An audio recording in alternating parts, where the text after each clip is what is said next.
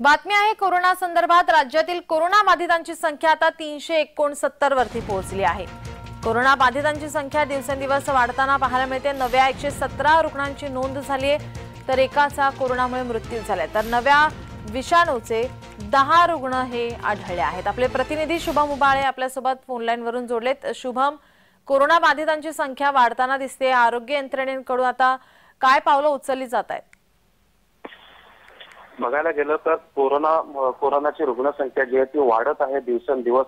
बघायला गेलं तर त्याचा जी वाढ आहे ती इतकी आता होत आहे की सरकारने आणि आरोग्य यंत्रणेने लवकर हालचाली केल्या पाहिजे। बघायला गेलं तर 369 वर जी आहे आता संख्या पोहोचलेली आहे। एकाचा मृत्यू सुद्धा झालेला आहे आणि JN1 हा जो नवीन विषाणू आहे त्याचे 10 रुग्ण जे आहेत ते काल सापडलेले आहेत। ऍक्टिव्ह रुग्णांची संख्या वाढत आहे आणि कुठे ना कुठे आता इयर एंड वर्षाचा शेवट आलेला आहे, लोकांची गर्दी वाढणार, यासाठी मास्क सक्ती करणे किंवा अन्य कुठलेचे नियम आहेत जे आपण मागच्या कोरोनाच्या वेळेस बघितले हे लागू करायला हवेत, असं सर्वसामान्य लोकांचं सुद्धा म्हणणं येत आहे। नीलम, शुभम, धन्यवाद तुम्ही दिलेल्या या माहितीसाठी।